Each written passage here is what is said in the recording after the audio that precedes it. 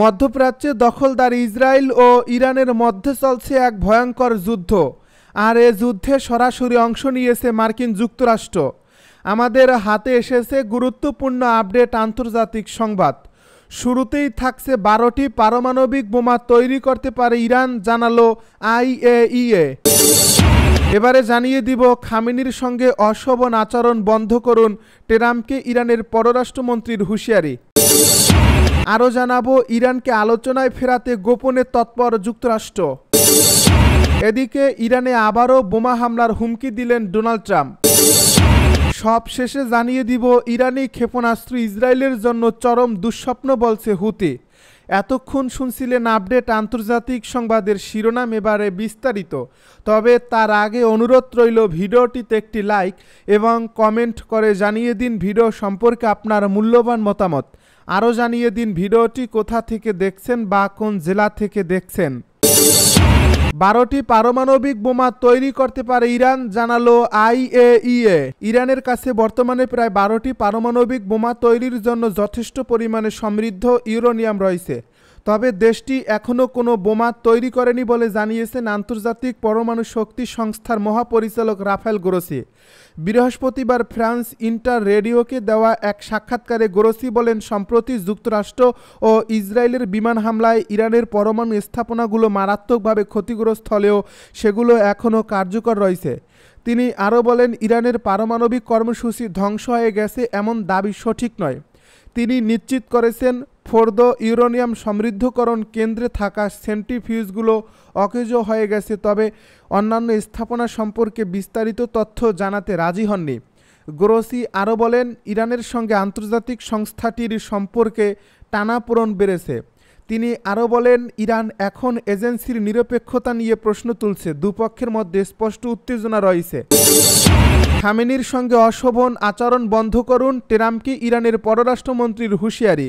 যুক্তরাষ্ট্রের president Donald Trump যদি ইরানের সঙ্গে পারমাণবিক চুক্তি করতে সত্যি আগ্রহী হন, তবে তাকে ইরানের সর্বোচ্চ ধর্মীয় নেতা আয়াতুল্লাহ আলী খামেনির প্রতি অগ্রহণযোগ্য ভাষা ব্যবহার বন্ধ করতে হবে বলে মন্তব্য করেছেন ইরানের পররাষ্ট্রমন্ত্রী আব্বাস আরাকচি। খবর রয়টার্সের।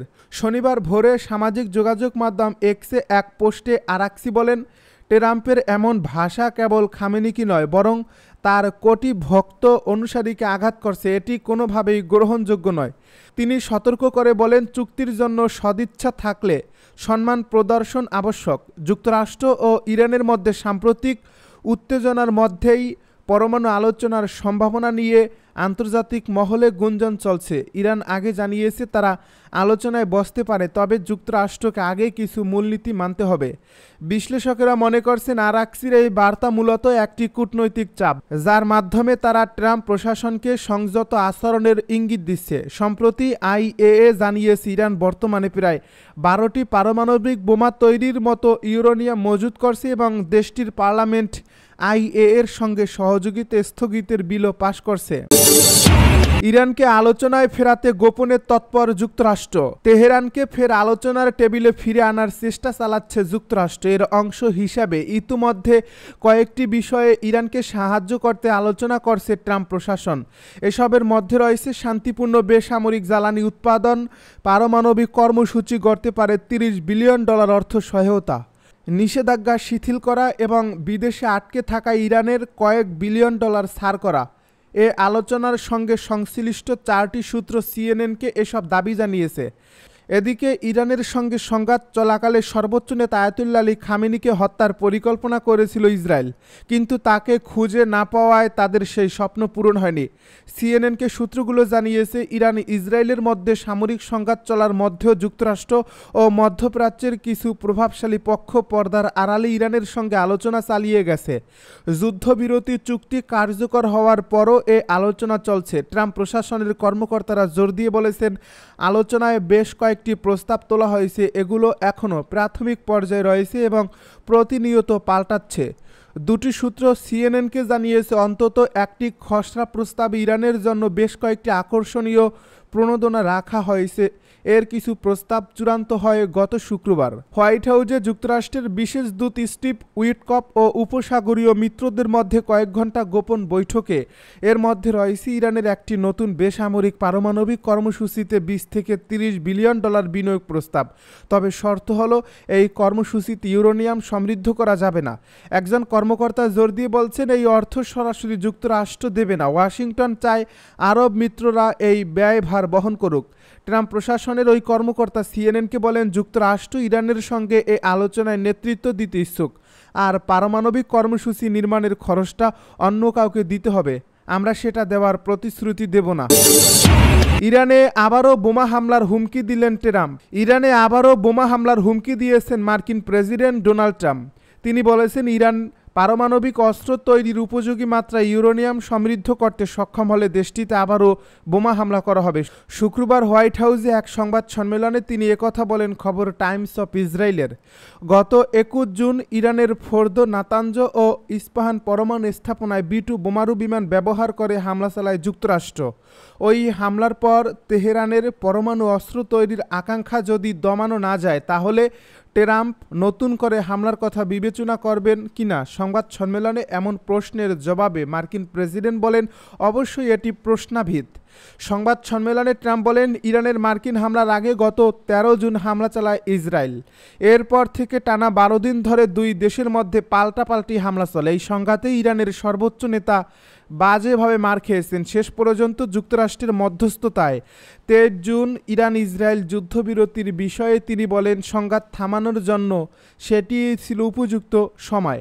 এর আগে ন্যাটো সম্মেলনে এক সাংবাদিক ট্রাম্পকে প্রশ্ন করেছিলেন, তেহরান যদি আবার পারমাণবিক কার্যক্রম শুরু করে যুক্তরাষ্ট্র কি আবার বোমাবর্ষণ করবে? এ সময় ট্রাম্প সরাসরি জবাব দেন, অবশ্যই করবে। এই মুহূর্তে ইরান কিছুই সমৃদ্ধ করতে চায় না, তারা কেবল ঘুরে দাঁড়াতে চাইছে। ট্রাম্প আরও বলেন, তারা বোমা পাবে না আর তারা ইউরেনিয়ামও সমৃদ্ধ করতে পারবে না। তবে ট্রাম্প ইঙ্গিত দেন, ভবিষ্যতে ইরানের সঙ্গে কিছুটা সম্পর্ক উন্নয়নের সম্ভাবনাও রয়েছে। তিনি আরও বলেন, আমার ধারণা শেষ পর্যন্ত আমাদের ইরানের সঙ্গে একটি সম্পর্ক গড়ে উঠবে। ইরানি ক্ষেপণাস্ত্র ইসরায়েলের জন্য চরম দুঃস্বপ্ন বলছে হুতি। মধ্যপ্রাচ্যে চলমান উত্তেজনার মধ্যে ইরান ও ইসরায়েলের সংঘাতকে কেন্দ্র করে এবার মুখ খুললেন ইয়েমেনের হুতি গোষ্ঠীর শীর্ষ নেতা আব্দুল মালিক আল হুতি। বৃহস্পতিবার এক টেলিভিশন ভাষণে তিনি ইরানকে ইহুদিবাদী ইসরায়েলি শাসনের বিরুদ্ধে গৌরবময় বিজয় অর্জনের জন্য অভিনন্দন জানান এবং দাবি করেন, ইরানি ক্ষেপণাস্ত্র ইসরায়েলের জন্য এক ভয়াবহ দুঃস্বপ্নে পরিণত হয়েছে। তার এই বক্তব্য মধ্যপ্রাচ্য জুড়ে নতুন করে চাঞ্চল্য তৈরি করছে। বৃহস্পতিবার ইয়েমেনের রাজধানী সানা থেকে সম্প্রচারিত ভাষণে আল হুতি বলেন, ইরানের সাম্প্রতিক সামরিক পদক্ষেপ শুধুমাত্র তেহরানের জন্য নয়, বরং পুরো মুসলিম বিশ্বের জন্য একটি ঐতিহাসিক বিজয়। তিনি ইসরায়েলের উপর ইরানের হামলাকে ইসলামী উম্মার জন্য বিজয় হিসেবে আখ্যা দেন। এই বক্তব্য এমন এক সময় এলো যখন ইরান ও ইসরায়েলের মধ্যে নতুন করে সামরিক উত্তেজনা শুরু হয়েছে এবং একাধিক আঞ্চলিক শক্তি এতে নিজেদের অবস্থান স্পষ্ট করছে। আব্দুল মালিক আল হুতি তার ভাষণে বলেন, ইরানের ক্ষেপণাস্ত্রগুলো ইহুদিবাদী সত্তার জন্য এক চরম দুঃস্বপ্নে পরিণত হয়েছে। তিনি যুক্তরাজ্য, ফ্রান্স ও জার্মানির মতো পশ্চিমা শক্তিগুলোকে ইসরায়েলের অপরাধী মিত্র হিসেবে অভিহিত করেন এবং বলেন, এই পরাজয় শুধু ইসরায়েলের নয়, বরং তার মিত্র শক্তিধরগুলোরও। তার মতে, এই হামলার মধ্য দিয়ে ইরান একটি স্পষ্ট বার্তা দিয়েছে যে মুসলিম বিশ্ব নিজেদের রক্ষা করতে সক্ষম। তিনি আরও বলেন, ইসলামী দুনিয়া দীর্ঘদিন ধরে শত্রুদের দ্বারা সৃষ্টি সংকটে জর্জরিত, তবে মুসলমানরা আল্লাহর উপর আস্থা রেখে সব বিপদ মোকাবিলা করে আসছে। ইসরায়েলের যুদ্ধের প্রস্তুতি নিয়েও কটাক্ষ করে তিনি বলেন, তেল আবিব সরকারকে মাত্র একটি হামলার জন্য প্রস্তুত হতে হবে, বছরেরও বেশি সময় লেগেছে। আল হুতি পাকিস্তানের প্রতিক্রিয়াকে প্রশংসা করে বলেন, তারা ইরানের গুরুত্বপূর্ণ স্থাপনায় হামলার নিন্দা জানিয়ে এক অন্তর্দৃষ্টিপূর্ণ পদক্ষেপ নিয়েছে। একইভাবে তিনি তুরস্কের বক্তব্যেরও প্রশংসা করেন, যারা ইসরায়েলের বিমান হামলার কড়া সমালোচনা করেছে। সর্বশেষ তিনি আরও বলেন, ইরানি ক্ষেপণাস্ত্র হামলার সময় ইসরায়েলিরা ভয়াবহ আতঙ্কে ছিল, বোমা শেল্টারে আশ্রয় নিয়েছিল এবং নিজেদের রক্ষা করতে পারেনি। এটি ইসরায়েলের জন্য এক নজিরবিহীন অভিজ্ঞতা। আব্দুল মালিক আল হুতির এই বক্তব্য শুধুমাত্র ইরানকে সমর্থন নয়, বরং ইসরায়েলের বিরুদ্ধে আঞ্চলিক প্রতিরোধের একটি রাজনৈতিক ও মনস্তাত্ত্বিক বার্তা হিসেবেও বিবেচিত হচ্ছে।